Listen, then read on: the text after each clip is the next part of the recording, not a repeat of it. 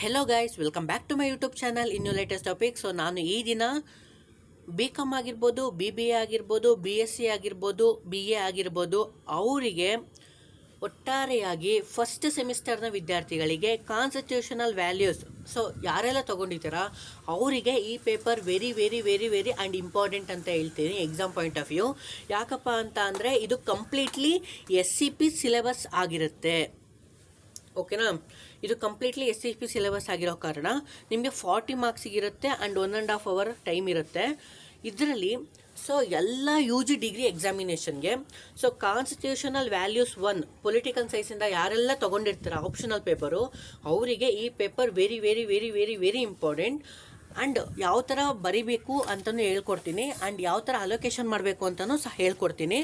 So ಒಂದೀಗ ಈ video ಶುರು ಮಾಡೋಣ. ಈ ವಿಡಿಯೋ ಶುರು ಮಾಡೋಕ್ಕಿಂತ ಮುಂಚೆ ನಮ್ಮ ಚಾನಲ್ ಸಬ್ಸ್ಕ್ರೈಬ್ ಮಾಡ್ಕೊಂಡಿಲ್ಲ ಅಂದರೆ ತಪ್ಪದೇ ಸಬ್ಸ್ಕ್ರೈಬ್ ಮಾಡ್ಕೊಂಡು ಈ ವಿಡಿಯೋಗೊಂದು ಲೈಕ್ ಕೊಡಿ ಮತ್ತು ನಮ್ಮ ಚಾನಲ್ನ ಸಬ್ಸ್ಕ್ರೈಬ್ ಮಾಡಿಕೊಂಡು ನಿಮ್ಮ ಫ್ರೆಂಡ್ಗಳಿಗೂ ಶೇರ್ ಮಾಡಿ. ಸೊ ನೋಡಿ ಗೈಸ್, ಮೊದಲೇದಾಗಿ ಇದು ಬಂದುಬಿಟ್ಟು ನಮ್ಮ ತುಮಕೂರು ಯೂನಿವರ್ಸಿಟಿಯ ಪ್ರೀವಿಯಸ್ ಇಯರ್ ಕ್ವಶನ್ ಪೇಪರ್ ಆಗಿರುತ್ತೆ. ಸೊ ಈ ಬಾರಿ ಯಾರೆಲ್ಲ ಕಾನ್ಸ್ಟಿಟ್ಯೂಷನಲ್ ವ್ಯಾಲ್ಯೂಸ್ ಬರೀತಾ ಇರ್ತಾರೆ ಅವರಿಗೆ ಇದೊಂದು ಜಾನ್ವರಿ ಮತ್ತು ಫೆಬ್ರವರಿ ನಡೆದಿರುವಂಥ 2025 ಎಕ್ಸಾಮಿನೇಷನ್ ಪೇಪರ್ ಇದಾಗಿರುತ್ತೆ. ಸೊ ಮೊದಲೇದಾಗಿ 3 ಮಾರ್ಕ್ಸಿಗೆ 5 ಕ್ವಶನ್ಸ್ ಕೊಟ್ಟಿರ್ತಾರೆ. 5 ಕ್ವಶನ್ಸ್ ಅಟೆಂಡ್ ಮಾಡಲೇಬೇಕು.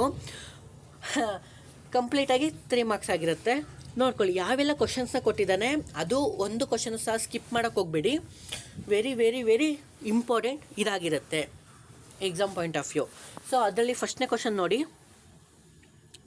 ಫಸ್ಟ್ನೇ question, what is the constitution ಅಂದರೆ ಸಂವಿಧಾನ ಎಂದರೇನು?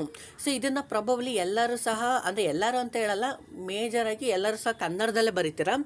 ಕನ್ನಡದಲ್ಲೇ ಬರೆದ್ರೆ ನಿಮಗೆ ಒಳ್ಳೆ ಗುಡ್ ಸ್ಕೋರ್ ಆಗುತ್ತೆ ಅಂತ ಹೇಳ್ಬೋದು. ಯಾಕೆ ಅಂತ ಅಂದರೆ ಎಲ್ಲರೂ ಸಹ ಆರ್ಟ್ಸ್ ಲೆಕ್ಚರರ್ ಬಂದು ಕರೆಕ್ಷನ್ ಮಾಡುವಂಥದ್ದು. ಯಾಕೆ ಅಂದರೆ ಇದು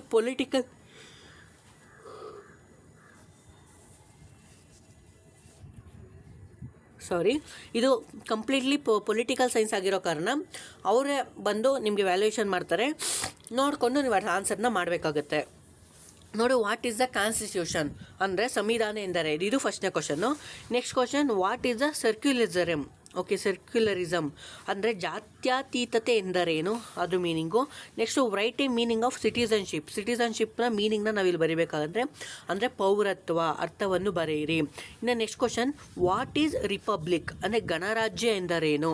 next question, mention the kinds of justice in the preamble of Indian constitution ಅಂದರೆ ಭಾರತದ ಸಂವಿಧಾನದ ಪೂರ್ವ ಪೀಠಿಕೆಯಲ್ಲಿನ ನ್ಯಾಯದ ಪ್ರಕಾರಗಳನ್ನು ನಮೂದಿಸಿ. ಇದು ನಮಗೆ ತುಂಬಾ ಇಂಪಾರ್ಟೆಂಟ್ ಆಗಿರುತ್ತೆ. ಸೊ ಇಷ್ಟು ಏನಿತ್ತಲ್ಲ ಇದು ನಮಗೆ ಕಂಪ್ಲೀಟಾಗಿ 3 ಮಾರ್ಕ್ಸ್ ಇರುತ್ತೆ. Each questions 5. ಓಕೆನಾ, 5 × 3 = 15. ಓಕೆ, ಇದು ಮುಗಿದಿದೆ. ಇನ್ನು ನೆಕ್ಸ್ಟು ಪಾರ್ಟಲ್ಲಿ 5 ಮಾರ್ಕ್ಸಿಗಿರುತ್ತೆ. ಸೊ 5 ಮಾರ್ಕ್ಸಲ್ಲೂ ಅಷ್ಟೇ. ಸೊ ಟೋಟಲಾಗಿ 5 ಕ್ವಶನ್ನ ಕೊಟ್ಟಿದ್ದಾರೆ. ಅದರಲ್ಲಿ ನಾವು 3 ಕ್ವಶನ್ ಅಟೆಂಡ್ ಮಾಡಬೇಕು. ಅದು 5 ಮಾರ್ಕ್ಸ್. ಓಕೆ ನೋಡಿ, ಅದರಲ್ಲಿ ಫಸ್ಟ್ ನಾವು ಎಂಟ್ರಿ ನೀವು ಟಿಪ್ಪಣಿ ಬರೆಯಿರಿ ಅಂತ ಬರುತ್ತಲ್ಲ, ಅದೇ ಥರ ಬರುತ್ತೆ. ಇದರಲ್ಲಿ ಫಂಡಮೆಂಟಲ್ ಡ್ಯೂಟೀಸ್ ಅಂದರೆ ಮೂಲಭೂತ ಕರ್ತವ್ಯಗಳು, ಇದು ನಮಗೆ ಇಂಪಾರ್ಟೆಂಟು.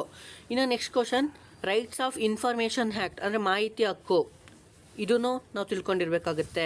ನೆಕ್ಸ್ಟು ಡೆಮೋಕ್ರಸಿ ಪ್ರಜಾಪ್ರಭುತ್ವ, ಇದನ್ನು ನಾವು ನೋಡ್ಕೊಬೇಕಾಗುತ್ತೆ. ಇನ್ನು ನೆಕ್ಸ್ಟ್ ಕ್ವಶನ್, ಲಿಬರ್ಟಿ, ಸ್ವಾತಂತ್ರ್ಯ. ಸೊ ಈ next question, right to education ಶಿಕ್ಷಣದ ಹಕ್ಕು. ಈ 5 ಏನಿದಾವಲ್ಲ ಇವು ತುಂಬಾ important exam point of view. ಯಾಕೆ ಅಂತ ಅಂದರೆ ಇವು ಎಲ್ಲವೂ ಸಹ ಶಾರ್ಟ್ ಲಿಸ್ಟ್ ಮಾಡಿರೋವಂಥದ್ದು. ಇದರಲ್ಲಿ ನೀವು ಕಂಪ್ಲೀಟಾಗಿ ಹೋದ ವರ್ಷದೇ ಆಗಿರೋ ಕಾರಣ ಪ್ರೀವಿಯಸ್ ಇಯರ್ ಕ್ವಶನ್ ಪೇಪರ್, ಅದರಲ್ಲಿ SCP ಕ್ವಶನ್ ಪೇಪರ್ ಆಗಿರೋ ಕಾರಣ ಇವು ಮೋಸ್ಟ್ ಇಂಪಾರ್ಟೆಂಟ್.